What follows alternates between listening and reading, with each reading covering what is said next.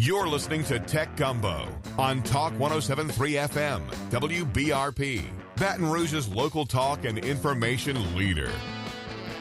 Welcome back to the fourth and final segment here on Tech Gumbo. Haggai Davis, along with Haggai Davis III. Doing great. Great to have you.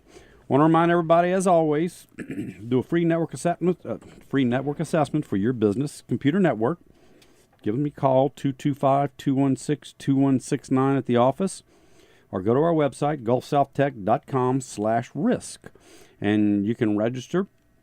We'll come out and do a very, very detailed, deep dive network assessment, let you know all the goods, the bads, and unfortunately a lot of times the uglies as to what's happening across your business network, across your server, across the PCs, everything. And we'll remind everybody, if you missed a segment or if you want to hear any of these segments again, you can always go to techgumbo.net. Every one of the segments we've ever done is all recorded and sitting up there at techgumbo.net. We've been talking a lot about ransomware today. Yes, we have. And because it's just such a very pervasive problem. It's a problem most people don't realize, though. That's right. It's you know, everybody's heard of viruses and malware, but they're not familiar that there are things like ransomware where you've got to actually pay money to get your stuff back or to be able to get back into your network. Exactly. So there's some different tips out there to help you fight off ransomware.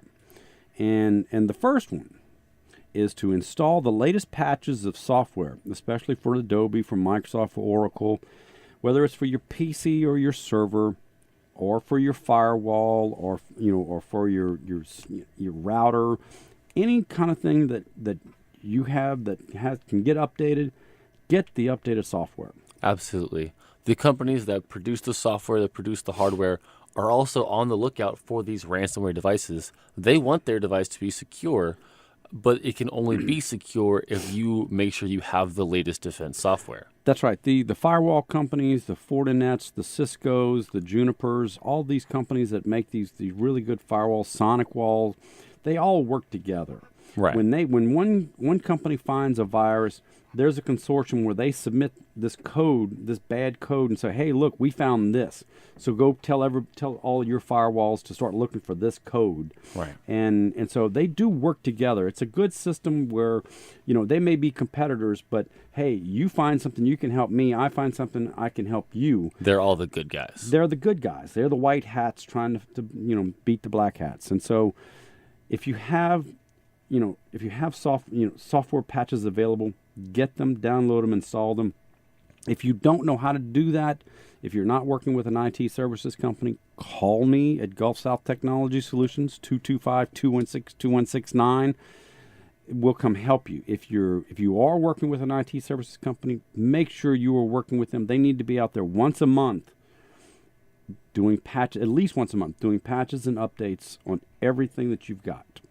Right. It's just so easy for something to slip somewhere, just to have one setting somewhere go awry, and all it takes is one backdoor, one weak link in your chain, and someone can get in. Absolutely. So the next step that you can do is use real network protection. So a very important part of the comprehensive security strategy is using traffic monitoring. And, have your firewall, a true business-grade firewall that can actually read the code going in and out of your network. Right. The firewalls today are pretty advanced if you're getting a high-grade firewall. They are designed to protect you from things like this. You just have to have one in place, and it has to be up to date. There's a technology, the acronym, it's Next Generation Firewall, but the Next Generation Firewalls do read the emails that come through looking for code. They do read internet traffic that's coming in.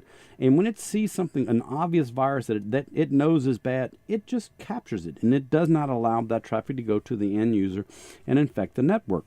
If we've said it before, if you go down to the big box stores and buy that $100 Wi-Fi firewall, you're not doing your business any good. Right. That is basically just an open pipe that lets anything and everything come through without any kind of security. Now, It will prevent anybody from logging directly into your computer for now.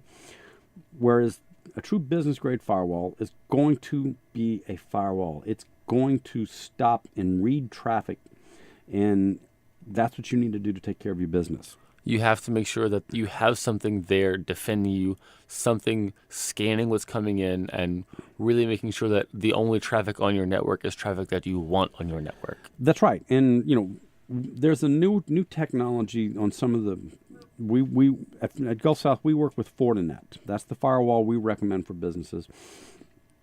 They have a technology called sandboxing, which is a pretty fascinating topic. You can have an on-site sandbox, which will give you real-time information. They're not inexpensive, I will say. But it reads the code. If it sees something it doesn't like, it'll send that code over to the sandbox, and the sandbox will create a virtual PC. Right. And it will run that code and go, oh, you're a crypto virus. You're a ransomware virus. We're not going to let that go anywhere. We're going to tell the world now this is new code. And it stops that code from getting to the user. There is a cloud-based version of sandboxing. It's a little less expensive. It's not quite as real-time information, but again, when it sees code it doesn't like, it sends that code up to a virtual PC in the cloud, runs it, takes 3 or 4 minutes, and if it sees something bad, then it notifies the network administrator, hey, I found something and it was going to that PC. You might want to go clean it up now. Yep. So, again, sandboxing it's right now it's the best way to combat any of these kind of ransomware things, because it does give you a chance to look at what's going on, but it's not real time when you're doing it in the cloud-based environment. But it is the best protection that we have, and it's protection that can grow and evolve. Exactly. As the attacks get better, as the viruses get better, it's just basically, it's like a bulletproof vest, basically. You have something to catch it, something to... It slows you down. It slows it down. It gives you a fighting chance to compete against it. There's some other things, certainly being skeptical on everything. Absolutely. Don't just click on everything you get. You got to have your employees understand they can't just open every attachment. They can't just click on anything on any website. You have to be very skeptical and think, wow, do I want to open that email? Because some of these emails now have gotten really, really amazing. The phishing emails that come through, you'll get something from Chase or from American Express, and it looks so real. Right. But if it doesn't have your name and the last 4 digits of your credit card, or something that says, if it says, click here, you need to go update your password, that's a problem. Right. American Express is never going to send you something and say, hey, we forgot your password, you need to go, it's never going to say, click here to go to the website. It may say, you need to change your password, please go to our site and log in and change your password.